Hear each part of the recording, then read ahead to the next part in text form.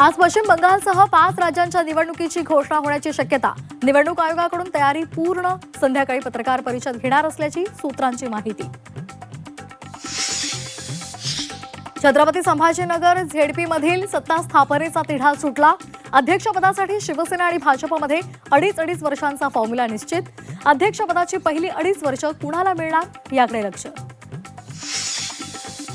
विलिनीकरण ठरल्यावर अपघात झाल्यामुळे शंका. जयंत पाटलांची अजितदादांच्या अपघातावर टू द पॉइंट शंका. शंकेचं निरसन करण्याचं काम चौकशी समितीचं. जयंत पाटलांची प्रतिक्रिया.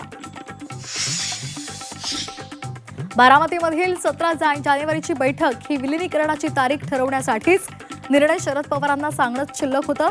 जयंत पाटलांचा टू द पॉइंट मुलाखतीमध्ये मोठा दावा. सत्तेमध्ये सोबत जावं अशी अजितदादांची इच्छा होती, तशी त्यांची मानसिक तयारी सुद्धा झाली होती. जयंत पाटलांचा टू द पॉइंट या विशेष कार्यक्रमात दावा. पीएनजी कनेक्शन असेल तर ग्राहकांना आता एलपीजी गॅस मिळणार नाही.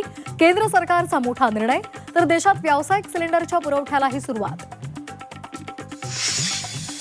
तुम्ही युद्धनौका पाठवा, आपण होर्मुझची सामुद्रधुनी सुरू करू. ट्रम्प यांचं जपान, फ्रान्ससह चीनला आमंत्रण. अमेरिका इराण संघर्षात नवा ट्विस्ट. होर्मुझची सामुद्रधुनी फक्त शत्रूंसाठी बंद, इतरांवर हल्ले करणार नाही. इराणचे मंत्री अब्बास अराघची यांचा दावा. राष्ट्रीय महामार्गावरून प्रवास करणं महागलं. फास्टॅग वार्षिक पासच्या किमती वाढल्या.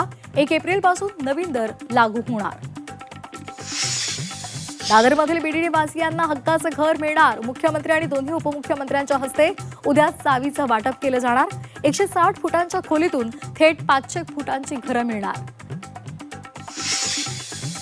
पश्चिम महाराष्ट्राला अवकाळीचा तडाखा. कोल्हापूरसह साताऱ्यामध्ये वादळी वाऱ्यासह गारपीट आणि पाऊस. अनेक ठिकाणी घरांवरचे पत्रे उडाले. झाडंही उन्मळून पडली. काढणीला आलेल्या शेतपिकांचं मोठं नुकसान. मार्चमध्येच नाशिक जिल्ह्यात पाणी टंचाईच्या झळा. सिन्नरसह येवला तालुक्यात पाणी संकट ओढवलं. येवल्यातील 10 ते 12 गावांचा टँकर सुरू करण्यासाठी प्रशासनाला प्रस्ताव.